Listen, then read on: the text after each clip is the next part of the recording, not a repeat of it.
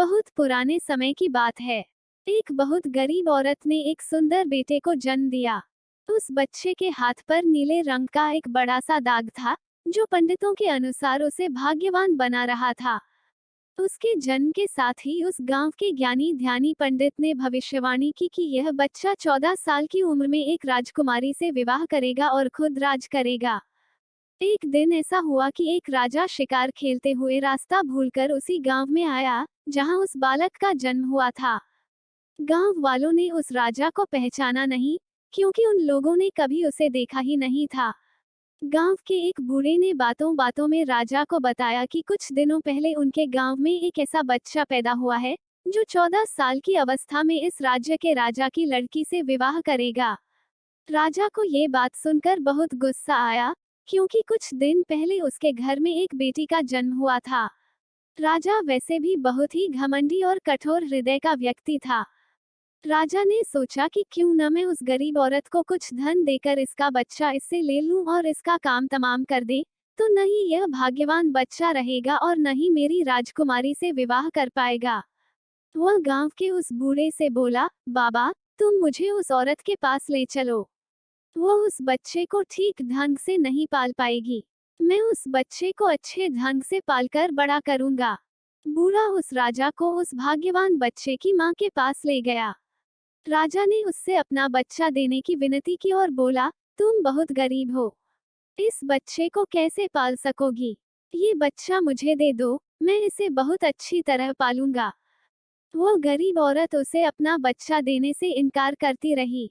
तब राजा ने उसे बहुत सा धन दिया और बोला, इस धन से तुम अपना पेट पालना और जब ये तुम्हारा भाग्यवान बेटा बड़ा हो जाएगा तो खुद ही तुम्हारे पास आ जाएगा।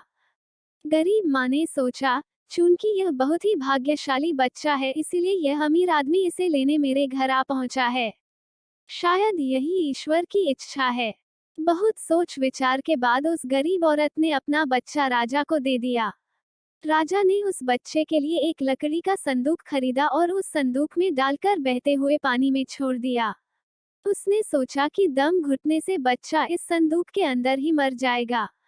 वो ये सोचकर मन ही मन बहुत खुश हो रहा था कि उसने अपनी प्यारी सी बेटी को उस अनचाहे पति से बचा लिया।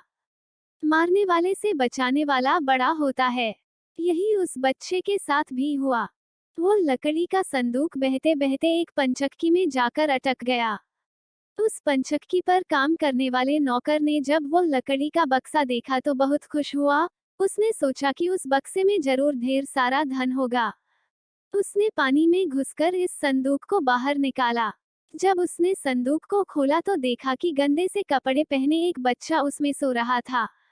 नौकर ने सोचा कि यह बच्चा मेरे किस काम का, क्यों न मैं इस बच्चे को पंचक्की के मालिक के पास ले जाऊं।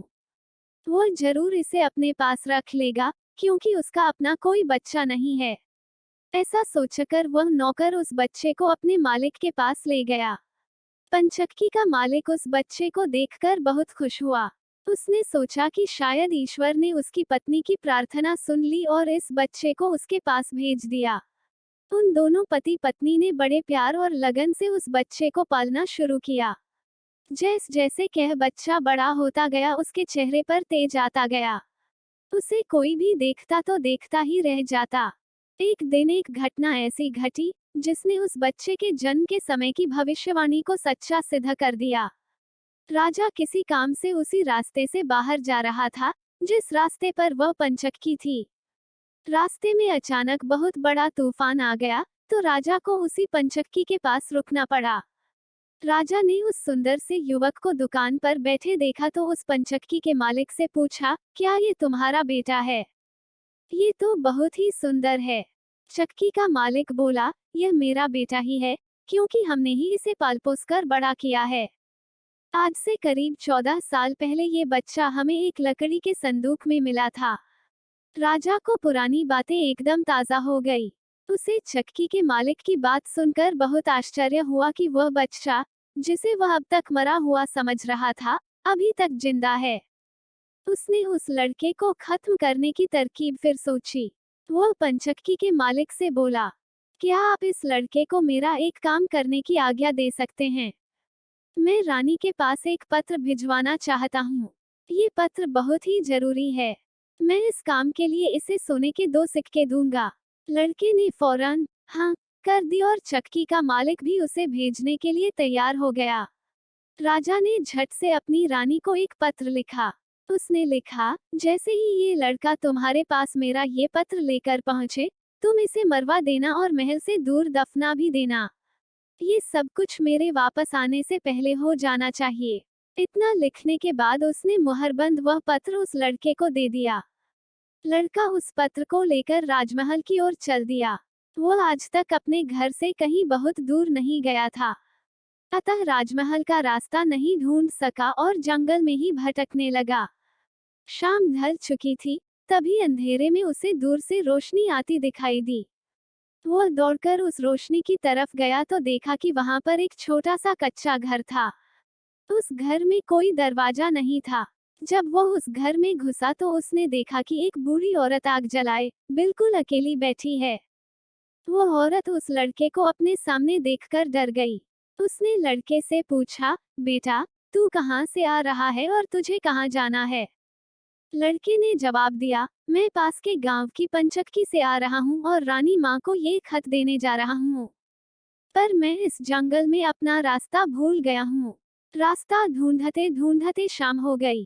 अंधेरे में मुझे यही घर दिखाई दिया, इसलिए मैं रात गुजारने के लिए यहाँ आ गया। उस बूढ़ी औरत को उस लड़के पर बहुत दया आई, क्योंकि वह डाकुओं के ठहरने की जगह थी और वह बूढ़ी औरत उन डाकुओं की नौकरानी थी। उसे डर था कि अगर डाकुओं ने उसे देख लिया तो उसे मार डालेंगे। लड़के को ये जानकर पहले तो कुछ डर लगा कि वो डाकुओं के घर में घुस गया है, पर अंधेरे में कहीं और जाना भी आसान काम नहीं था और दिन भर चलते रहने के कारण वह बहुत थक चुका था, सो उसे बहुत जोरों की नींद आ रही थी। वो उस बुढ़िया के कहने पर घर के एक कोने में चुपचाप जमीन पर सो गया। आधी रात के बाद जब डाकू उस घर में आए तो किसी और को अपने घर में सोता देखकर अपनी नौकरानी पर बहुत गुस्सा करने लगे। बूढ़ी नौकरानी ने उन्हें सारी बात बता दी और वह चिट्ठी भी डाकुओं के सरदार के हाथ पर रख दी जो उस लड़के ने उसे दिखाई थी। राजा की मोहर देखकर उन डाकुओं को उस चिट्ठी पर कुछ शक हुआ। सरदार ने बड़ी सावधानी से उस चिट्ठी को खोलकर पढ़ा तो सोते हुए उस लड़के पर उसे बहुत तरस आया। उसने उस चिट्ठी को फाड़ दिया और एक दूसरी चिट्ठी उसमें रख दी। उस चिट्ठी में लिखा था, जैसे ही ये लड़का राजमहल में पहुंचे, तुम इस लड़के से अपनी राजकुमारी का विवाह कर देना। ये काम मेरे वापस आने से पहले ही पूरा हो जाना चाहिए। ये खत उन्होंने उस लड़के के सामने रख दिया और सुबह होने से पहले ही डाकू वहां से चले गए। सुबह जब वह लड़का सोकर उठा तो उस बूढ़ी ने उसे कुछ जलपान कराया। फिर वह लड़का राजमहल की ओर चल पड़ा। राजमहल पहुंचकर उसने वह खत रानी माँ तक पहुंचा दिया। रानी ने जब खत पढ़ा तो उसे बड़ा आश्चर्य हुआ कि राजा ने एक ऐसी आज्ञा दी है, एक अनजान लड़के से वह अपनी राजकुमारी का विवाह कर दे। खत पर राजा की मोहर लगी हुई थी, अतः ये कोई धोखा भी नहीं हो सकता। राजा के वापस आने से पहले ही उसे अपनी बेटी का विवाह इस लड़के से करना था। रानी ने लड़के को अपने पास बुलवाया। उसका भोला भाला और सुंदर चेहरा उसे बहुत पसंद आया और उसने अगले ही दिन उससे अपनी बेटी का विवाह कर दिया। लड़का राजकुमारी के साथ सुख से उस महल में ही रहने लगा। कुछ महीनों बाद राजा वापस अपने राजमहल में आया तो उस लड़के के बारे में जानने के लिए बहुत उत्सुक था, पर उसे जब ये पता लगा कि रानी ने राजकुमारी का विवाह उसी लड़के से करवा दिया है तो उसे बहुत गुस्सा आया। जिस बात को वह नहीं होने देना चाहता था, उसकी पत्नी ने वैसा ही कर दिया। उसने अपनी पत्नी से वो खत मांगा। राजा ने उसमें उस लड़के से राजकुमारी के विवाह की बात लिखी देखकर हतप्रभ रह गया। उसे लड़के पर शक हुआ कि वो पढ़ा लिखा है, जरूर रास्ते में खत बदल दिया होगा। उसने लड़के को अपने पास बुलवाया और उसे सच्चाई बताने की आज्ञा दी। लड़का बोला, हे राजन, मुझे कुछ नहीं पता कि इस खत में आपने क्या लिखा था, क्योंकि मैं तो इसे ऐसा ही लेकर आ गया। हाँ, जंगल में मैंने एक पुराने घर में रात जरूर गुजारी थी, क्योंकि मैं राजमहल का रास्ता नहीं ढूंढ पाया था और जंगल में भटक गया था। राजा को उस लड़के की बात पर विश्वास नहीं हुआ। वैसे भी राजा को उस लड़के से बहुत नफरत थी। वो नहीं चाहता था कि उसकी बेटी से शादी करने के बाद वह इस राज्य का राजा बने। वो लड़के से बोला, मेरी गैरहाजिरी में रानी ने मेरी बेटी की शादी तुझ कंगाल से कर दी है, पर मैं इस शादी को तब तक अपनी सहमति नहीं दूंगा जब तक तू मुझे शैतान के 3 सोने के बाल नहीं लाकर देगा। जब तू ये 3 सोने के बाल मुझे देगा, तभी सही मायने में उसका पति बन पाएगा। राजा ने ऐसी असंभव शर्त इसलिए रखी थी कि 3 सोने के बाल ढूंढते ढूंढते ही ये लड़का कहीं मर खप जाएगा। इस प्रकार उसे इस लड़के से अपने आप छुटकारा मिल जाएगा। अब लड़के के आगे राजा की आज्ञा का पालन करने के अलावा कोई और रास्ता नहीं था, क्योंकि अगर वह राजा की आज्ञा का उल्लंघन करेगा तो भी राजा उसे मरवा देगा। इससे अच्छा है कि बाहर जाकर ढूंढने पर शायद वह 3 सोने के बाल लाने में सफल हो जाए। वो अगले दिन मुहंधेरे ही शैतान के सोने के बाल ढूंढने निकल पड़ा। चलते चलते वह एक बड़े शहर में पहुंचा। शहर की सीमा पर एक बड़ा सा गेट था, जिस पर हथियारबंद सिपाही पहरा दे रहा था। सिपाही ने उस लड़के से पूछा, यहाँ तुम्हारा क्या काम है? क्या तुम कुछ समझते और जानते हो? लड़का बोला, मैं सब कुछ समझता और जानता हूँ। सिपाही बोला, अगर तुम सब कुछ जानते हो तो हम पर भी एक मेहरबानी करो। हमें भी बताओ कि शहर की सीमा पर यह जो कुआं है, पहले इससे मीठा पानी निकलता था, पर अब इसमें पानी ही नहीं है। ये सूख गया है, क्यों? लड़का बोला, अभी तुम थोड़ा सब्र करो।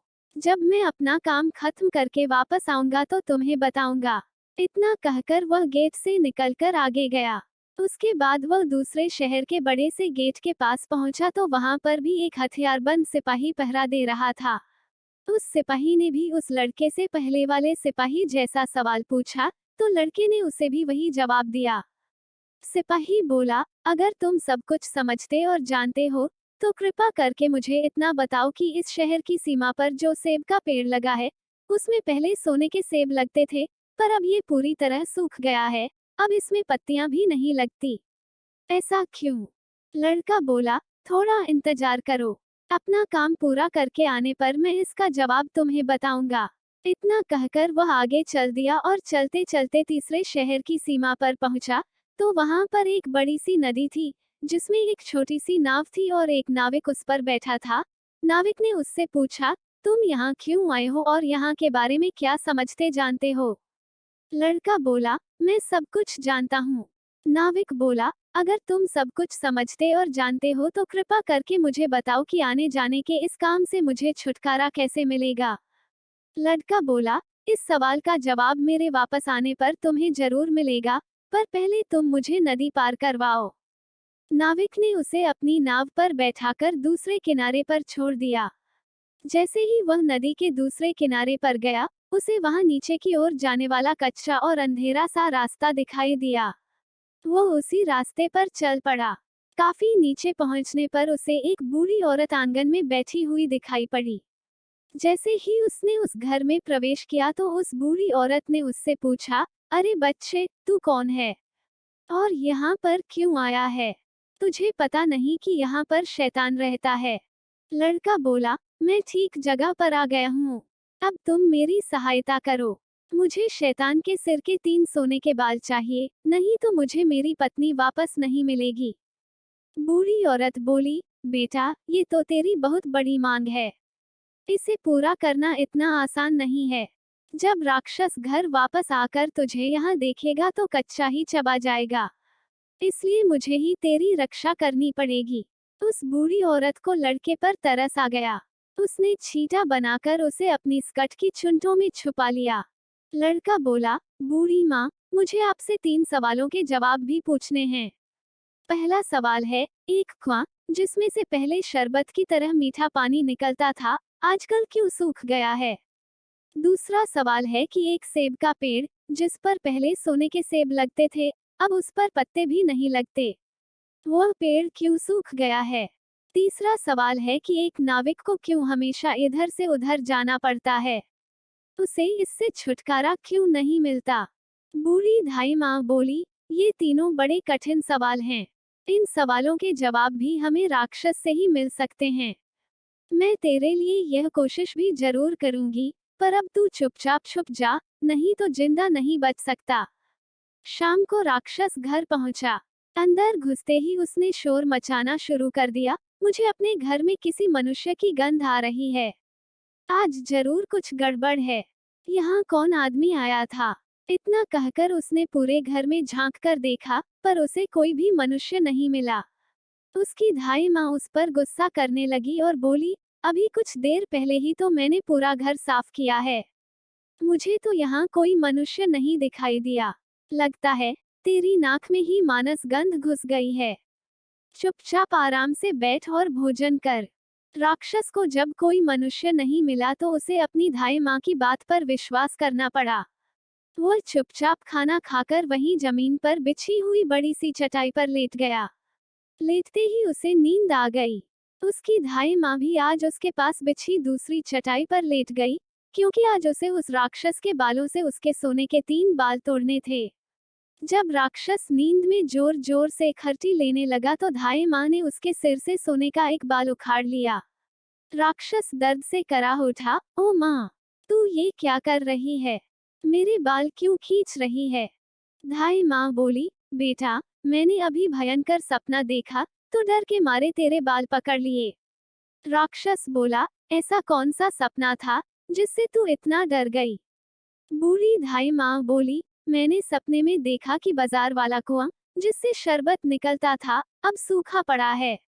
इसमें किसका कसूर है? राक्षस बोला, इसे सिवाय मेरे कोई नहीं जानता। उस कुएं के नीचे एक बड़ा सा पत्थर है और उसी पत्थर के नीचे एक बड़ा सा मेक रहता है। अगर उस बड़े से मेक को मार दिया जाए तो उस कुएं से फिर से शरबत निकलना शुरू हो जाएगा। इतना कहकर राक्षस फिर जोर जोर से खर्ची भरने लगा। धाई माँ को जब विश्वास हो गया कि राक्षस पूरी तरह से सो गया है तो उसने उसके सिर से सोने का दूसरा बाल उखाड़ लिया। राक्षस फिर जोर से चीखा, ओ माँ, ये तू क्या कर रही है? धाई माँ बोली, बेटा, बुरा मत मान। मैंने फिर से एक अजीब सा सपना देखा था, तभी डर के मारे तेरे बाल मेरे हाथ में आ गए। राक्षस ने पूछा, ऐसा कैसा सपना था जिससे तू इतना डर गई थी? बूढ़ी माँ बोली, मैंने सपने में देखा कि उस राज की सीमा पर जो सेब का एक पेड़ है, जिस पर पहले सोने के सेब लगते थे, अब सूख गया है। इसके सूखने का क्या कारण है? राक्षस बोला, इस पेड़ की जड़ में एक चूहा रहता है, जो इसकी जड़ों को काटता रहता है। अगर उस चूहे को मार दिया जाए तो वह पेड़ फिर से सोने के सेब देने लगेगा। पर अब तू मुझे अपने सपनों से परेशान मत कर, मुझे चैन से सोने दे। इतना कहकर थोड़ी देर बाद वह राक्षस फिर जोर जोर से खर्राटे लेने लगा। जैसे ही बूढ़ी माँ को लगा कि राक्षस सचमुच सो गया है, तो उसने तीसरी बार सोने का बाल उखाड़ लिया।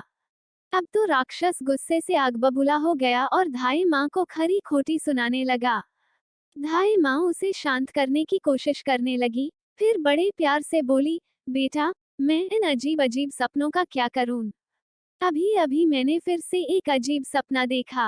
राक्षस बोला, ऐसा कौन सा सपना देखा, जल्दी कह, मुझे जोर से नींद आ रही है।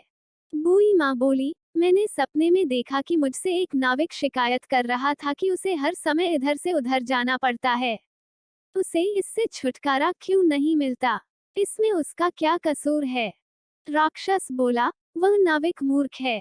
जिस दिन वो किसी और आदमी के हाथ में अपना चप्पू दे देगा, उसे हर रोज के आने जाने से छुटकारा मिल जाएगा। इतना कहकर राक्षस फिर से अपनी चटाई पर लेट गया और खर्राटे लेने लगा। अब धाई माँ ने उस लड़के को अपनी स्कर्ट से निकाला और उसे 3 सोने के बाल देकर बोली, अपने तीनों सवालों के जवाब तो तू सुन ही चुका है। अब ये ले 3 बाल और तुरंत यहाँ से भाग जा। लड़के को असली रूप में करने के बाद धाई माँ ने झटपट उसे घर से बाहर निकाल दिया। लड़के ने हृदय से उसको धन्यवाद दिया और अपने ससुर के राज्य की ओर चल पड़ा। रास्ते में उसे फिर वही नाविक और पहरा देते हुए दोनों सिपाही मिले। नाविक ने जब उसे दूसरी ओर उतारा तो वह लड़का बोला, तुम अपना ये चप्पू किसी और के हाथ में दे देना, तभी तुम्हें इस रोज रोज के आने जाने से छुटकारा मिल जाएगा। जब सिपाही को उसने उसके प्रश्न का उत्तर बताया तो उसने बहुत सा धन एक गधे पर लादकर उस लड़के को इनाम के रूप में दिया। वो उस धन से लदे हुए गधे को लेकर जब पहले सिपाही के पास पहुंचा, तो उसे भी उसके प्रश्न का उत्तर बताया। उस सिपाही ने भी बहुत सा धन एक गधे पर लादकर उसको इनाम दिया। अब वो सोने के 3 बाल और 2 गधों पर ढेर सारा धन लेकर अपने ससुर के पास पहुंचा, तो उसे देखकर राजा हैरान रह गया। तीनों बाल और धन से भरे हुए 2 गधों को देखकर राजा ने उससे पूछा, तुम्हें यह इतना ढेर सारा धन कहाँ से मिला? लड़का बोला, मैं नदी के उस पार गया था, वहाँ मुझे बहुत सारा धन मिला, उसमें से कुछ धन मैं अपने साथ ले आया। राजा को लालच आ गया। वो लड़के से बोला, क्या मैं भी नदी के उस पार से तुम्हारी तरह कुछ धन ला सकता हूँ? लड़का बोला, क्यों नहीं? उस नदी में नाव पर एक नाविक बैठा है, जो अपनी नाव से आपको उस पार ले जाएगा, पर आप उसका चप्पू उससे लेकर नाव को खुद चलाएंगे तो नदी की दूसरी ओर पहुंचकर ढेर सारा धन ले आएंगे। लालची राजा इतना सुनकर नदी की ओर चल पड़ा। वहां सचमुच ही एक छोटी सी नाव पर एक नाविक बैठा था। राजा उस नाविक के पास गया और उसके हाथ से उसका चप्पू लेकर खुद नाव चलाने लगा। अब उस नाविक को रोज के आने जाने से छुटकारा मिल गया और राजा को उस नाविक की जगह हर समय नाव पर इधर से उधर जाने की सजा मिली। पुरानी कहानियाँ यूट्यूब चैनल को सब्सक्राइब करना ना भूले। अगली वीडियो में मिलते हैं एक और रोचक कहानी के साथ। तब तक आप वीडियो के नीचे लाल बटन को दबा दें।